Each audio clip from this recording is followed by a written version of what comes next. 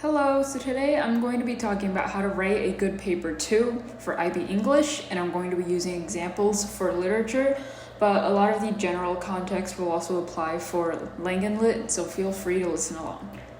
First, I'm going to talk about what I'm going to be talking about. So we'll start off by looking at the rubric and kind of how the structure of your essay will be graded based on this rubric. I'll then talk about a recommended timing slash scheduling for how you should spend your time in the hour and 45 minutes that you get to write the paper 2. I'll follow this with some general tips and things to look out for as you're writing, and I'll summarize and exemplify these tips with an example prompt after, and I'll end the video with an example analysis of an extract so you can kind of see how you should go about finding quotes and themes while you read the texts to memorize them and prepare for your paper 2. So first is the IB rubric. If you're watching this video, then you've probably seen the formal rubric, and you'll kind of know that it's very vague.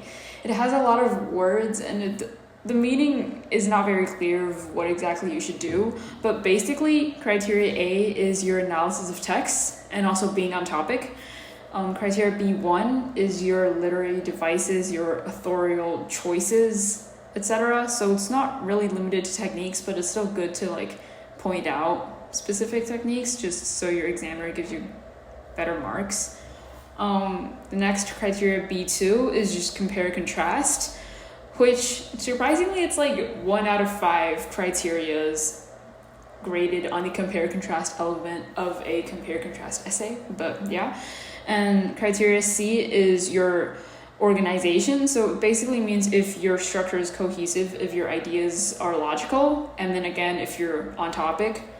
And lastly, criteria D is language. So it's just your grammar and your vocabulary. So overall, today, looking at this, you'll see that the most important thing is that you are on topic, because you can write a very good essay, but if you're not on topic, then you basically get no marks from A and C.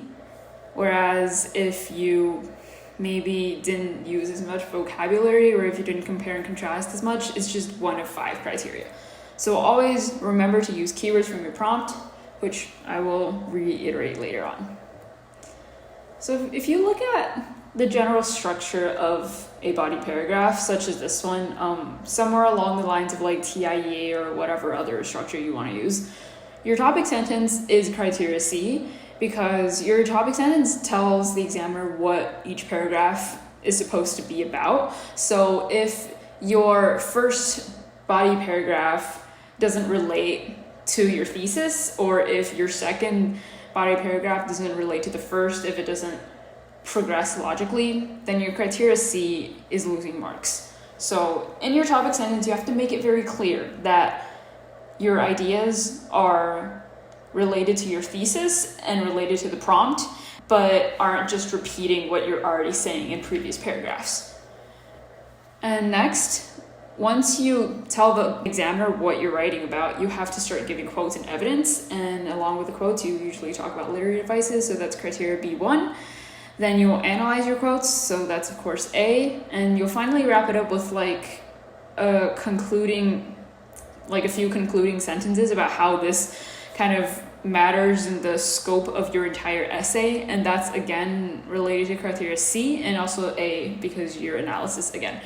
So these are kind of the elements of the criteria that make up a body paragraph, and then criteria D and B2 I'd say just goes for the entire essay, because it depends on what structure you use from comparing and contrasting, but you should be comparing and contrasting every step of the way to make it very clear that that's what you're doing. And criteria D is just everything, your language, everything. So I'm going to start off with talking about the recommended timing. So always write an outline, please. I think a lot of people skip this step, but it's actually really important, because if you already know what each paragraph should be about, if you already know what quotes you're going to be writing, then it makes it a lot more efficient when you're actually writing them at the end, and it makes your ideas a lot more logical. So instead of panicking that you only have 20 minutes left to write your last body paragraph or last section, you kind of know that, okay, I already know what I'm going to write. So you just have to put your ideas down on the paper. So your outline should include your main points for the 3 sections. And I'd say to list out all your quotes, because you memorize maybe like 30 quotes and you go into the test, and the first thing in your mind when you get the paper is probably your quotes, because that's the thing that you spend the most time memorizing. So it's better to list them out so that you don't have to worry about them anymore. And also, if you list them out, you can avoid repeating quotes, which gives you more diversity with your understanding of the text, since you can show that you know more parts of the text. And you also have a lot more literary devices included. And always write your thesis last, because your thesis should be a summary of your ideas in each of the sections. So if you already know what you're going to write for each section, if you already know what your introduction is going to be about, and after that you write your thesis, that's how you get your thesis to be on topic and logical. And always make sure that your ideas flow logically. So the order of your sections should be really important. If the examiner could read the 3rd section before reading the 1st and it would make sense, then you don't have a very good structure. And lastly, as I've stressed before, please always stick to the prompt, okay? That's the main source of your marks, because the IB wants to know that you can write spontaneously, not that you've memorized an entire essay into the exam. So the first 2 to 3 sentences, your intro. I say you can define the keywords of the prompt. You can write something philosophical about them, etc. Do whatever you want, but you should always include keywords from the prompt. And next, you'll start writing your 3 sections, and it'll be around 25 minutes for each, I'd say. So in each section, this is a structure that I usually go with. Write your first paragraph entirely on the first work. So then you focus on your criterias C, B1, and A. Then in the second paragraph, you really integrate compare contrasting into every element here. You even add it into the topic sentence. And when you write about literary techniques and authorial choices, try to connect it somehow to that as well. And when you analyze, you can also talk about similar themes that the authors try to draw, etc., etc. So just try to compare at every step to make sure that that's what you're doing. And you should also always use transition words between body paragraphs, so you can show how your ideas are building off of each other. And it's also very important to use transition words if you're comparing and contrasting, just because it makes it clear that that's what you're doing. So like similarly, conversely, etc. It's just that they're there and that your ideas make sense. That's what's important. And your conclusion, the last 5 minutes, you just restate everything, and you can try to like spice it up by concluding with something wise or like a parting message. But really, I don't think the content is very important, but it just has to be there, because if it's not there, you might lose marks. And if it's there, you're probably not going to gain marks, but at least you're not losing any. So now I'm going to move on to general tips. So the first tip is to just be on topic, which means to include keywords from your prompt in every topic sentence and every piece of analysis. This is really important for a lot of the criteria. And next, I think this is something that happens to a lot of people. Sometimes when you're writing, you have this specific vocabulary that you want to use because you want to boost your criteria D. And so you know that there's a word out there, but you can't think of it in the moment. And you just end up sitting there for like 2 minutes trying to think of what it is. And you might even have to reread your paragraph just to know what you were thinking about. And most of the time, you won't actually get the word, you won't realize what you're thinking about, and it just interrupts your flow. And when we're under pressure in a setting like that, if you lose your flow, it's a bad thing because you have to start all over again. So at this point, just describe it in the best way that you can. Try to be concise and clear. Use vocabulary when you actually know that you can, instead of wasting time trying to find words that aren't there. And next, say that anything can be compared and contrasted. You can talk about authorial choices, techniques, structure, storylines, purposes, plots, characters, themes, literally titles or character names, openings, endings. Like everything can be compared and contrasted. It's not hard to look for similarities, and it's even easier to look for differences.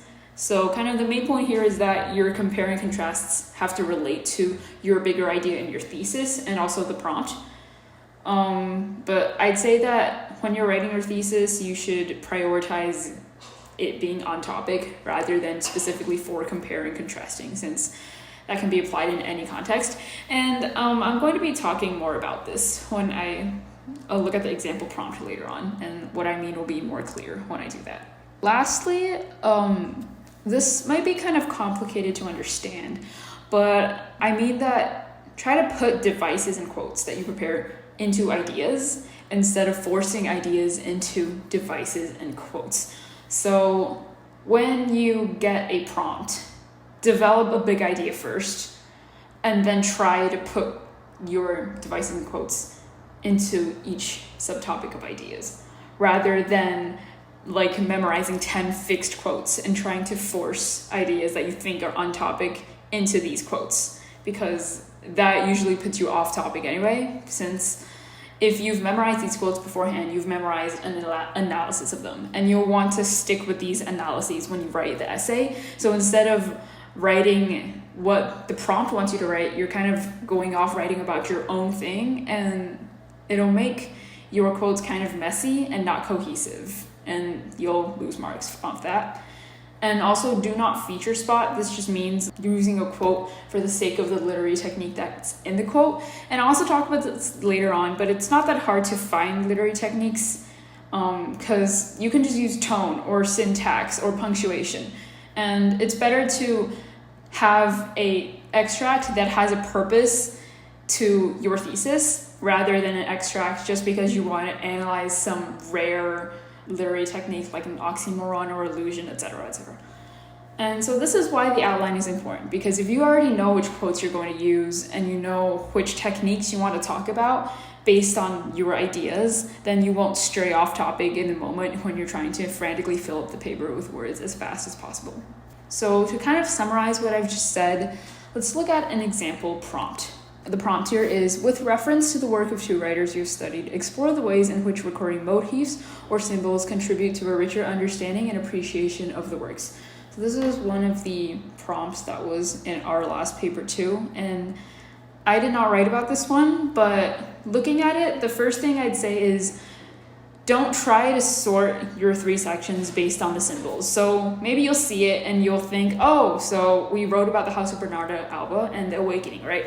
Okay, so both of them use symbols like the house and the sea to symbolize their captivity and their escape. And I'm not telling you to not write about the house and the sea. I think they're very good symbols to write about, but I'm just saying don't limit your thinking by telling yourself that you want to pick 3 symbols for the 3 sections, since it's very difficult to write a cohesive and clear thesis based on this. And also, examiners, they're still going to be looking for more techniques than just symbolism. So if you're basing it entirely off of the use of house and sea, it's very hard to expand your scope. So what I'd suggest is to think about sorting symbols into sections with bigger ideas. So I'll talk about this more in the next slide, where I have prepared how I would go about writing an essay like this. But what I mean is that try to come up with 3 bigger ideas and then put symbols into each of these ideas instead of just like going with the symbols, right?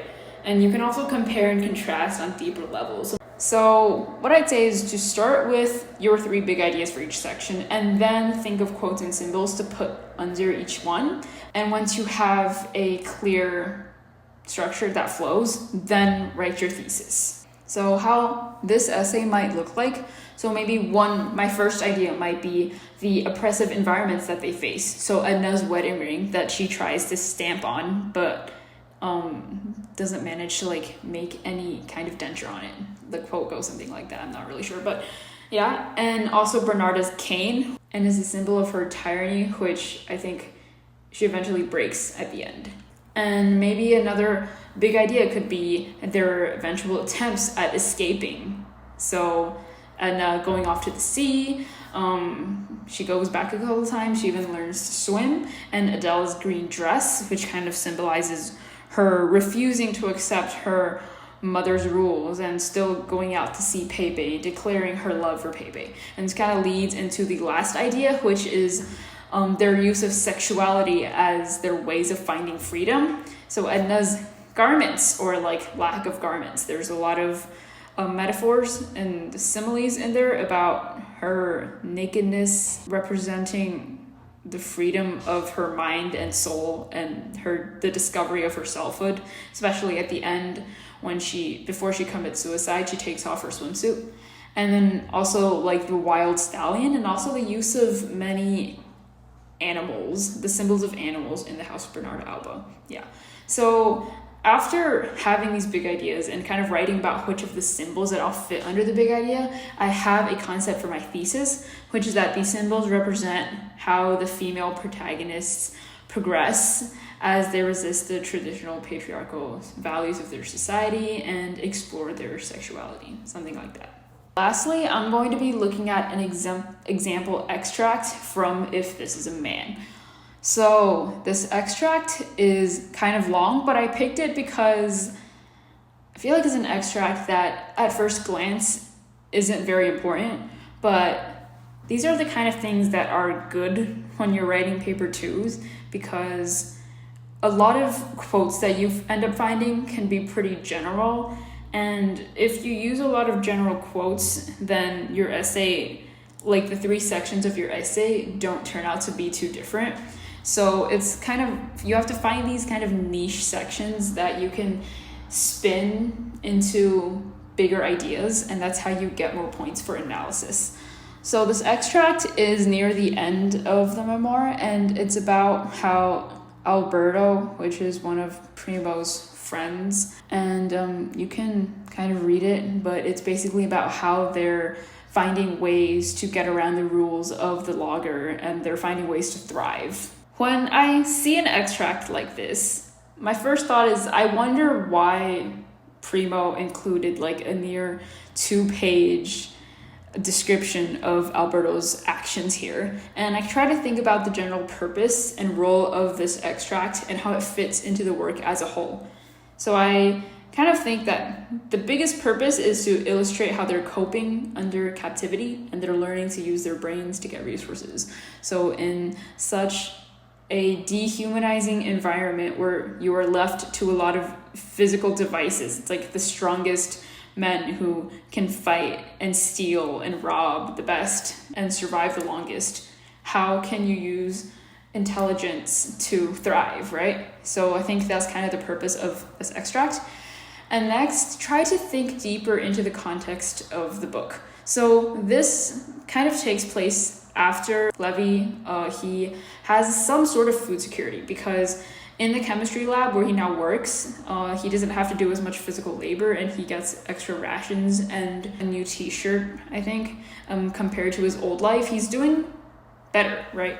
And also, this extract is kind of one of the longest descriptions of Alberto, so it can be a characterization of his wits and also of his selflessness and cooperation with Primo, since their friendship kind of develops throughout the memoir. And after you've thought about the context of the book, try to identify the bigger idea that this context serves. So in the logger, right, so this is related to the food security idea. So in the logger, they've been stripped down to their most basic human desires. They've learned to be hungry and to constantly be so tired that they can barely move, but they still must work or face the wrath of the Germans, right? And now that Primo has a bit more to eat, they're starting to be able to think for themselves again. So this kind of implicates how the logger traps its prisoners. They basically make it so that these prisoners think of nothing but food, so that they can't even think of escape. They're on the brink of death, so that why would anyone be thinking about freedom? So that could be like a bigger idea. And the second bigger idea could be that Alberto represents human compassion, right? Because despite being starved and beaten up and abused, he's still looking out for Primo, and their bond becomes closer and closer the worse that the conditions become. So it's kind of saying that human compassion, their cooperation, their encouragement, and their relationship, it's another way to beat the logger, which again, it isn't possible when the prisoners only have their primitive instincts. This extract, it shows that in the logger, the Germans have dehumanized all the prisoners so that they only know their hunger, they only know their fatigue, and they can't even be thinking about what they could have. And that's why they don't rebel, because they're not even alive anymore in their souls. They've forgotten how to desire for things other than their bread rations. So once I've kind of identified this bigger idea, which I can actually use to construct a section of an essay, then that's when I go back and find the literary devices. So I'd say a lot of times you'll think that if we go back here, it's kind of hard to find literary devices. But if you don't think that you can see anymore, just go back to diction, tone, and syntax, because that's kind of connected to all types of language. So it's going to be there no matter what. If you look at this text as a whole, the first thing that stands out to me is the parentheses. So why did Primo Levi, why did he include so much of his own commentary as he described Alberto's movements? Well, the rhetorical question, but does not ingenuity consist in the finding or creating of connections between apparently extraneous orders of ideas?